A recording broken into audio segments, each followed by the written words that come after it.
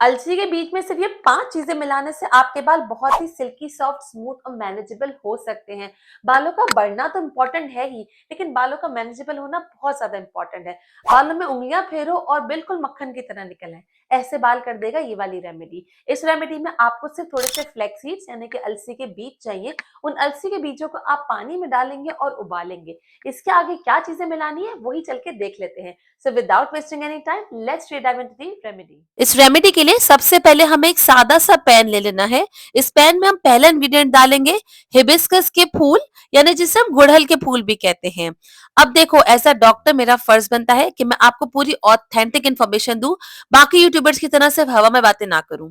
अब हिबिस्कस के फ्लावर हम इसलिए ले रहे हैं क्योंकि जो पुराने बाल आपके झड़ रहे हैं ये उनको भी रोकेगा झड़ने से, और नए बालों की भी ग्रोथ प्रमोट करेगा, जिससे इन शॉर्ट आपके बाल और मोटे लगने लगेंगे। साथ ही साथ अगर आपको डैंड्रफ, खुश्की या खारिश रहती है और आपके बालों में प्रीमेच्योर ग्रेइंग हो रही है, हिबिस्कस इस्तेमाल करके तो देखो, आपको खुद इसके रिजल्ट्स मिलेंगे। नेक्स्ट इसमें डालेंगे फेनुग्रीक सीड्स, यानी कि मेथी दाना। मेथी दाने में मौजूद लेसिथिन और निकोटिनिक एसिड आपके स्कैल्प पे जाकर फॉलिकल्स की सर्कुलेशन को बढ़ाते हैं। एक ऐसा इंग्रेडिएंट जो कि आपकी स्कैल्प की सर्कुलेशन को भी बढ़ाता है। एक एक फॉलिकल, एक एक हेयर रूट को जाकर ये मजबूती देता है। इससे बड़ा इंग्रेडिएंट शायद ही आपने कहीं देखा हो। इन दोनों चीजों को ही फिलहाल ऐड करना है, और अब इसमें हम डालेंगे गर्म पानी। गर्म पानी इसलिए डालेंगे ताकि जो इंग्रेडिएंट्स है ना, वो इसमें डिसॉल्व होना अच्छे से स्टार्ट हो जाए। लेकिन यहाँ पर अभी इंग्रेडिएंट्स मुकम्मल नहीं हुए, हम इसमें और भी चीजें अभी ऐड करने वाले हैं, तो मेरे साथ बने रहिएगा। गर्म पानी डालकर इसको आधा घंटा रहने देना है, और आधे घंटे के बाद इसको चूल्हे पर रख दो मीडियम आंच पे। अब देखो, सारे इंग्रेडिएंट की क्वांटिटी कितनी है ये बहुत जरूरी है, जान लो। जो हमने हिबिस्कस के फ्लावर डाले थे वो हमने ड्राई वाले डाले थे, तो इसके लिए मैंने इसमें 5 से 6 डाल दिए थे। एंड में देख लेना इसमें से क्या क्या चीजें बनकर रेडी होती है। बहुत इंपॉर्टेंट चीजें मैं बनाने वाली हूँ, ऐसी रेमेडी आपको कोई भी नहीं देगा। चाहूं तो उसको बनाकर मैं सेल कर सकती हूँ और बहुत सारे पैसे कमा सकती हूँ, लेकिन ट्रस्ट मी, मेरा मोटिव ये नहीं है। मेरा मोटिव ये है कि मैं आप लोगों की मदद कर सकूं, ताकि आप घर बैठे इसको खुद ही बना सको। गुड़हल के फूल आपको 5 से 6 ले लेने हैं। अगर ताजे यानी कि फ्रेश वाले ले रहे हो तो भी आप 5-6 ही लोगे। उसको अच्छे से पहले वॉश कर लेना। और जो मेथी दाना लिया था वो तकरीबन 1 से 1.5 चम्मच लिया था, लेकिन मेथी दाना अगर ज्यादा भी हो जाता है तो वरी नॉट, बहुत ही फायदेमंद चीज है। अब जब इसमें अच्छे से बबल्स आना स्टार्ट हो जाएंगे, आपको इसको उबालते ही रहना है, और तकरीबन 4 से 5 दफा उबाल आने देना है। जिन लोगों को उबाल आने का मतलब नहीं समझ आता, डू कमेंट, मैं आपको इसको समझा दूंगी आसानी से। आपको इसको करने में तकरीबन 15 से 20 मिनट लगेंगे। पानी अच्छे से आपका इसमें जलता रहेगा, कोई परेशानी की बात नहीं है। जब इसमें 5 उबाल तक आ जाएंगे, फिर आप इसमें डालेंगे कड़ी पत्ते। कड़ी पत्तों की जो तारीफ मैं नहीं कर सकती वो आपको इंटरनेट पे आसानी से मिल जाएगी। मैं कड़ी पत्ते की तारीफों में टाइम बिल्कुल भी वेस्ट नहीं करूंगी। सिर्फ एक रिक्वेस्ट करूंगी कि गूगल खोलो और उसमें लिख दो benefits of curry leaf for hair growth, और आपको एक नहीं हजारों की तादाद में इसके बेनिफिट्स मिल जाएंगे। फिर भी आप इसको यूज नहीं करोगे ना, तो बस फिर क्या ही कहने। हेयर ग्रोथ कैसे होगी? ना अंदर से काम करना है, ना बाहर से कोई रेमेडी अप्लाई करनी है, तो किस तरीके से हम एक्सपेक्ट करते हैं कि हमारे बाल और अच्छे से ग्रो होने लगे। कड़ी पत्तों को अच्छे से पहले धो लो। धोने के बाद आप चाहो तो उसको ड्राई कर लो। ड्राई करने से ही आपको लंबा टाइम चल जाएंगे। जिन लोगों के बाल बहुत जल्दी व्हाइट हो रहे हैं ना, वो ये जरूर यूज करें। मेरे अपने बाल बहुत व्हाइट होते हैं, और उसकी वजह सिर्फ ये है कि मैंने केमिकल्स इस्तेमाल कर लिए थे। कभी कभी जेनेटिकली भी होता है, कभी कभी आपका एनवायरमेंट भी इफेक्ट करता है, और कभी कभार हम स्ट्रेस लेकर भी अपने बालों को अच्छे से व्हाइट करने में कामयाब हो जाते हैं। लेकिन कड़ी पत्ता मैं खुद इस्तेमाल कर रही हूँ, और मैंने ये बात नोट करी है कि मेरे नए आने वाले बाल बिल्कुल भी व्हाइट नहीं आते। ट्रस्ट मी, आप यूज तो करके देखो, फिर अगर नहीं होता तो नीचे कमेंट जरूर करो। और जिन लोगों को फायदा हुआ है, एक कमेंट करके बता दो, ताकि बाकी यूट्यूब फैमिली मेंबर्स को बहुत हद तक मोटिवेशन और कॉन्फिडेंस आ जाए। अब डालो इसमें जिंजर, यानी कि अदरक।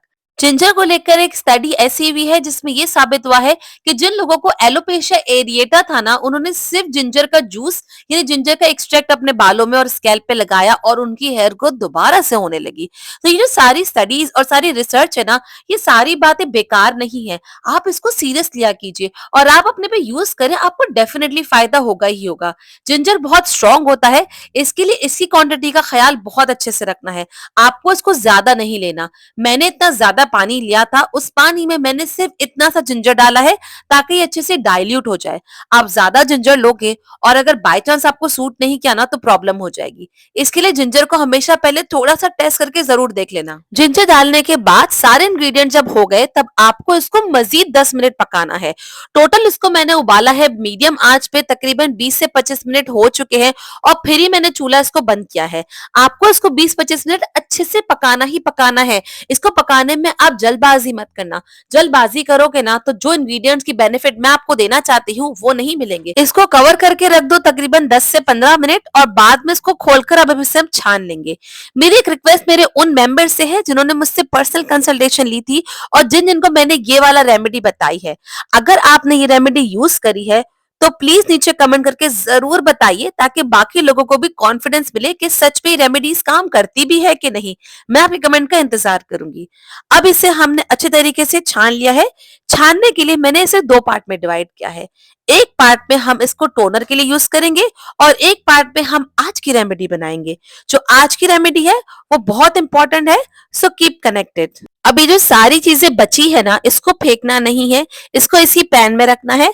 गुड़हल के फूल हो गए, मेथी दाना हो गया और साथ ही साथ कड़ी पत्ते हो गए। क्योंकि हमने इसको अच्छा खासा 25 से 30 मिनट उबाला था तो आप शायद नोट कर सकते होंगे, शायद दिख रहा है कि नहीं, कि जो मेथी दाना है ये भी फूल गए हैं, जो गुड़हल के पत्ते थे और फूल थे उसका भी कलर उतर चुका है, जो कड़ी लीफ थी वो भी सारा इसमें डिसॉल्व हो चुका है। अब आपको क्या करना है कि अब आपको इसमें डालना है अपना मैजिक इंग्रेडिएंट और ये है अलसी के बीज यानी कि फ्लैक्स सीड्स। फ्लैक्स सीड्स आपके बालों में जो शाइन दे सकती है ना, वो बड़े से बड़ा मार्केट वाला शैम्पू, कंडीशनर, हेयर मास्क नहीं दे सकता। केराटिन ट्रीटमेंट भूल जाओगे अगर आप फ्लैक्स सीड्स इस्तेमाल करना शुरू कर दो। अलग अलग तरीके से इन फ्लैक्स सीड्स को इस्तेमाल कर सकते हैं। मैंने बेशुमार रेमेडीज अपने चैनल पे बताई है और एक एक रेमेडी के नीचे बहुत बढ़िया कमेंट्स आए हैं कि वो बहुत सच में काम करती है। आप यूज करके देखो, आपको भी बेनिफिट 100% मिलेंगे। फ्लैक्सीड्स न्यूट्रल होता है इसके लिए। अब ये जो चीजें हमने डाली थी इसमें हम ऐड करेंगे अपना वो पानी जो हमने पहले बना के रखा था। मैंने 2 कटोरी में अलग अलग रखा था तो मैंने इसमें तकरीबन 1.5 कटोरी यानी 1.5 इसमें ऐड किया था। आप भी अपने बालों के हिसाब से ऐड करेंगे। जितना भी आपको ये रेमेडी बनानी है उसी हिसाब से आपको इसमें पानी ऐड करना है। अब ये सादा पानी तो है नहीं, ये वही पानी है जो हमने पहले टोनर बना के रखा था। तो अगर आप इसको ज्यादा भी कर दोगे तो कोई नुकसान नहीं है और कम भी करोगे तो ऐसा नहीं है कि उन चीजों की कंसंट्रेशन से आपके स्कैल्प पे कोई नुकसान होगा।